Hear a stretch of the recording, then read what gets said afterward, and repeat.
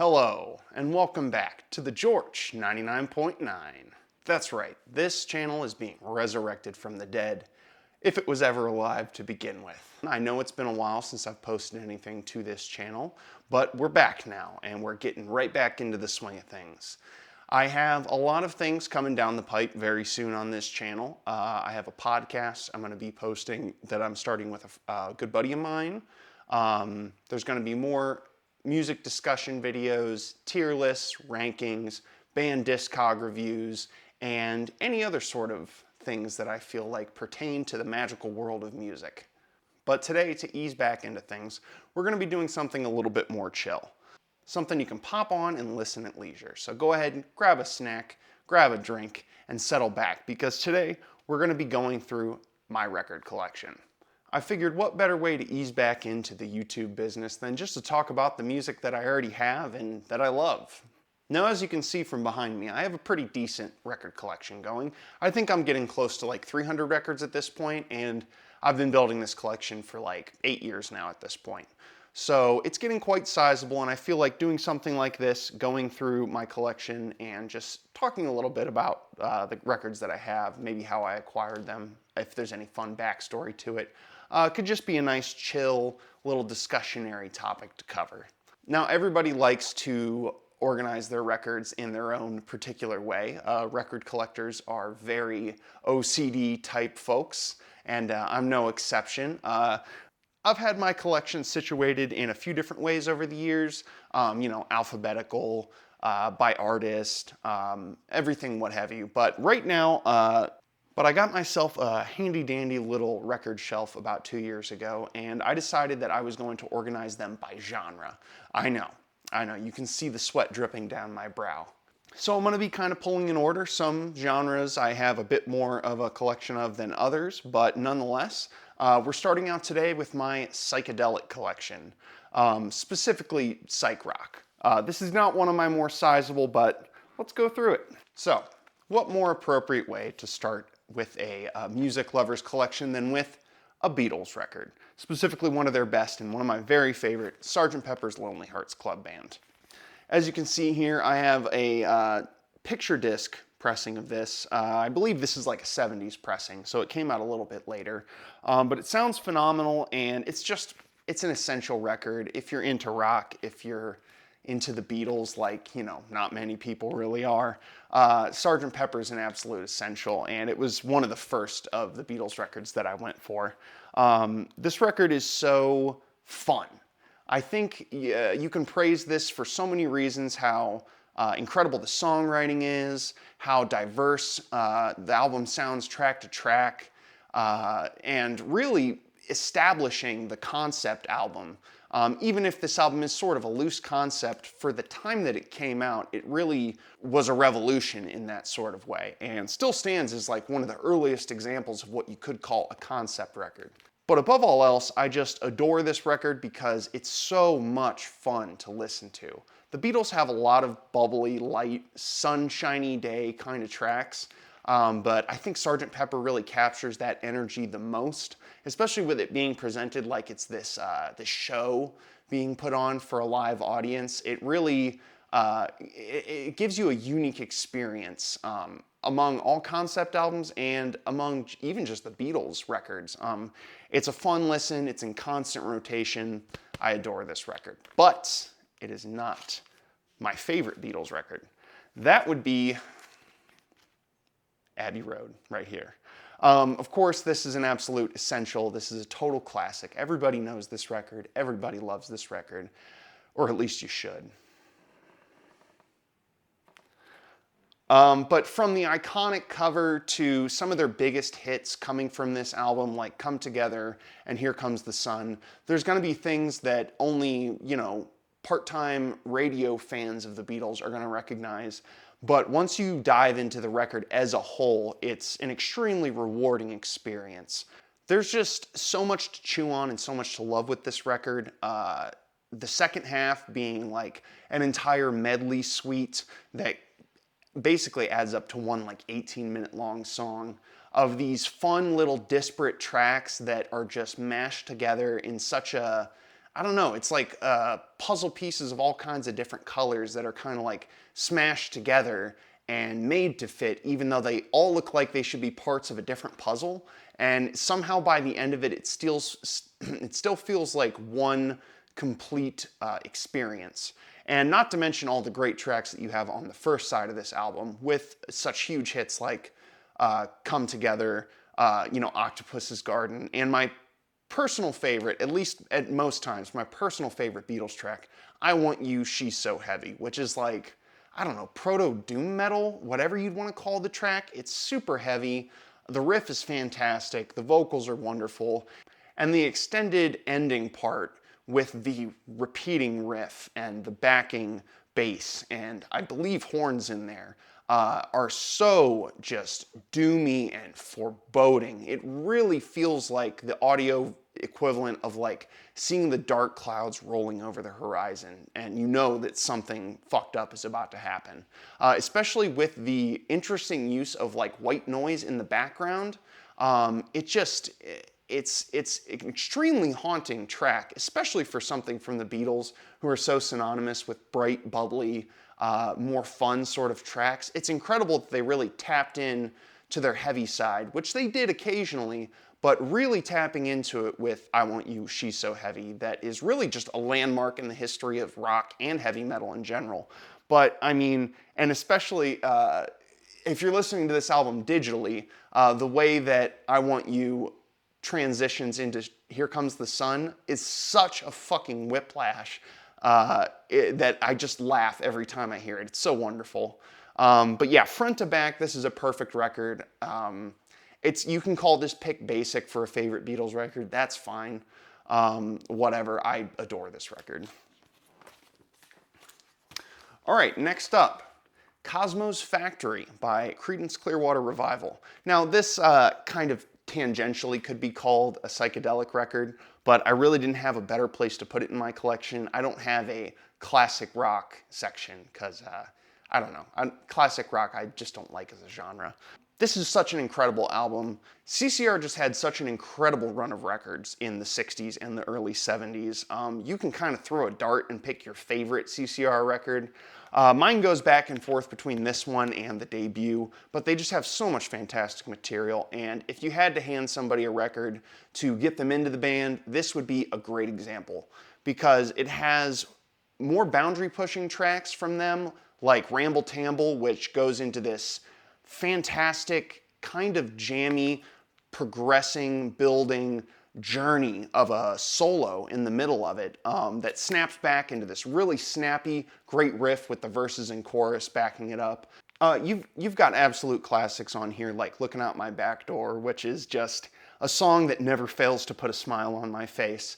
And their cover of Marvin Gaye's I Heard It Through the Grapevine, which turns this 3-minute Motown hit into a 12-minute rock jam that's just an incredible version of that song, an incredible cover. Some would say it's even better than the original.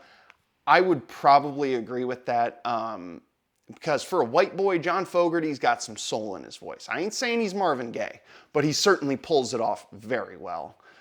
Front to back, you just can't beat this record, and it's an essential in any collection if you're a fan of 60s rock. All right, moving on. The Doors' self-titled debut. The Doors, in many people's minds, certainly go down as one of the most important rock bands of their time, and they're one of my personal favorites by far. If you were twisting my arm, putting a gun to my head, asking me to pick my favorite band of the 60s, it's gonna be The Doors. Not only for Ray Manzarek's excellent keyboard playing across all their records, the band's fantastic songwriting, how boundary pushing some of their songs are, especially on this debut for 67. There was just no band that sounded like it when this was coming out right at the break of The Summer of Love. I believe it came out in early 67. And of course, the man, the myth, the legend, Mr. Jim Morrison, Jimbo himself. In my opinion, rock's greatest frontman of all time. You could name Elvis if you like to, but in my opinion, Jim Morrison is the first quintessential rock star. Not only setting the template for what a cool, sleek, sexy, bombastic frontman could be in a rock band, but really just became a unique legend of his own with his deep singing voice, his poetic lyrics. I know some people go back and forth on the quality of his lyricism, but I love it because while if you read it on paper as poetry, it might seem a little bit cheesy or amateur, they work so well as rock lyrics. He's such a great lyric writer for the songs that the band was creating.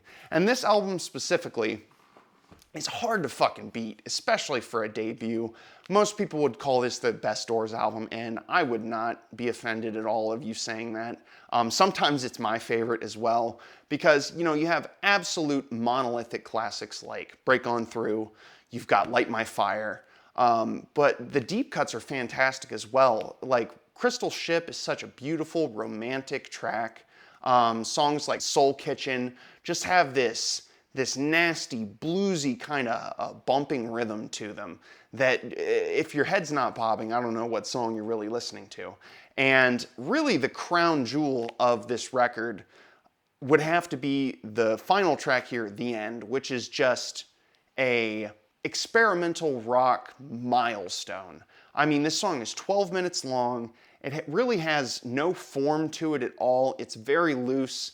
You kind of just have Jim Morrison waxing poetically at one moment talking about the story of Oedipus and like the Oedipus complex, riding the snake and to the lake, the crystal lake, you know, all this sort of shit where it just is like, it's a very intoxicating song to listen to, and one that to this day I still can't quite wrap my head around. I couldn't have imagined what it would have been like to hear them perform this song live back in the day.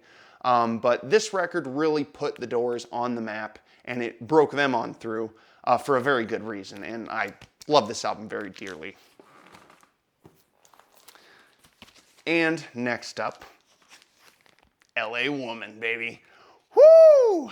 This is a kick-ass record.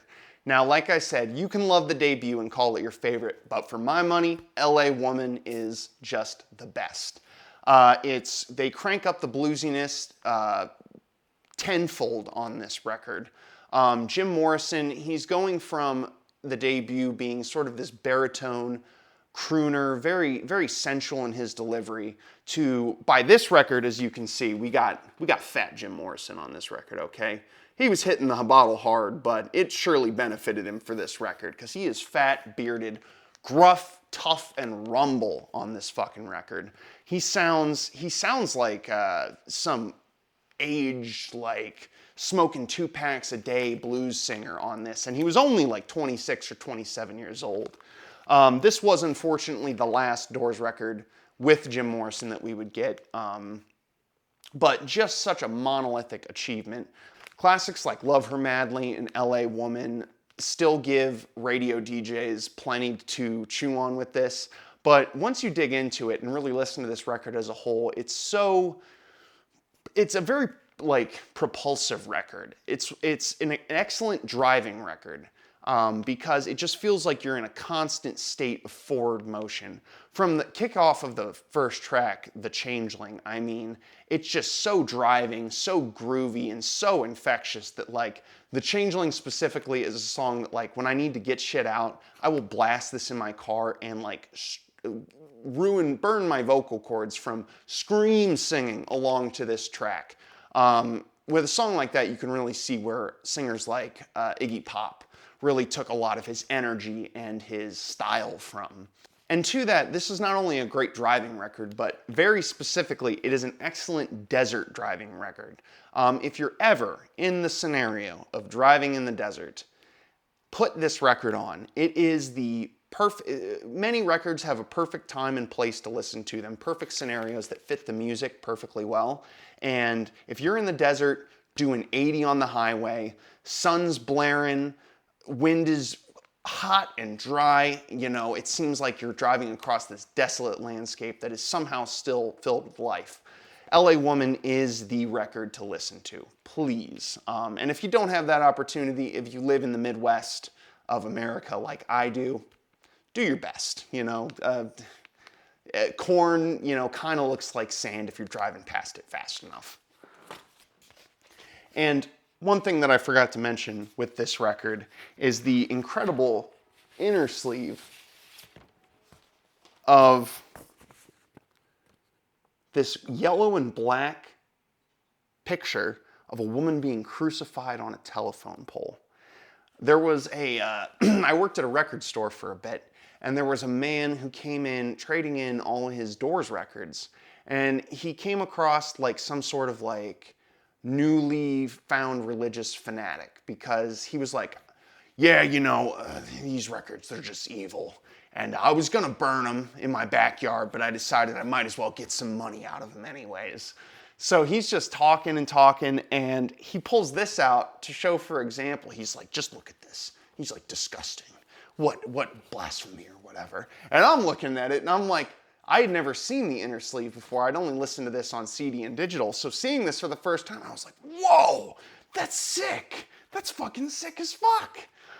So I knew I had to have the specific version that had this inner sleeve, because the backstory of this that I heard, and I don't know exactly how true this is, take Wikipedia for what you will, but apparently the model in this image is Cher from Sonny and Cher, and they paid her in copies of the record. Like I said, I don't know exactly how true that story is, but it certainly makes a good legend for this. But I think this is such a fitting image for the inner sleeve to go with the vibe and the overall. If you didn't believe that this was supposed to be a driving record, I mean, you know, you're going to be seeing a lot of these while you're listening to this record. All right, next up we got the Flaming Lips, Yoshimi Battles the Pink Robots. If you're looking for more contemporary psych rock, something that is more like 90s and later, I don't think you can find a better band than the Flaming Lips, really. Wayne Coyne is truly like an artiste who would not have been out of place in the 60s with the kind of music that he's producing. Across many other records, but especially on Yoshimi, the production is just fantastic. It's so clear and lush, and when you're listening to this sitting between the two speakers of your record player, you really feel like you're just getting pulled into the speakers and you're being drugged into this other world. I love the storytelling on this record. It really feels like some sort of psychedelic children's book almost. The cover art just goes fantastically with the vibe of the record. I need to get much deeper into the Flaming Lips discog, because everything I have heard I just adore. But Yoshimi is just an absolute classic. If you're looking for neo-psych, newer stuff, Flaming Lips are pretty much the goats of that department. Okay, and then rounding out my rather small collection of psychedelic rock, we have Iron Butterflies In-A-Gadda-Da-Vida. Now, the first side of this record is, it's okay, it's fine. It's, you know, it's your pretty standard kind of 60s rock. But the reason that you buy this record, and you should buy this record, because first off, this record's cheap as hell anywhere you find it. I think I got this copy for like $5 at a record store, and it's in great fucking condition. And you can find older pressings of it as well for super fucking cheap. Do not buy a repress of this for like $20, because you can find it cheap as hell. But anyways, the crown jewel of this record is the title track, In-A-Gadda-Da-Vida, a 17-minute long jam, absolute jam. Not only is that main riff so tasty, so gnarly, very, very heavy for the time in 1968 when this record dropped. The organ sound on here is fantastic, and all the players are very locked in to this song. It's excessive, it's over the top. There's like a 3-minute long drum solo. At one point, the keyboards are playing what sounds like a Christmas song. But man, at the end, when it nails back into that main riff and the vocals come back, and it hits you with the chorus again, it's just such a fun listen. If you're a fan of long songs and you haven't heard this, please give the track a listen. Pick this up if you find it anywhere, because it's just a joy every single time. I also have very fond memories personally with this record, or specifically the title track, because for a long time I was practicing to learn this song on guitar, at least the riff and the main parts.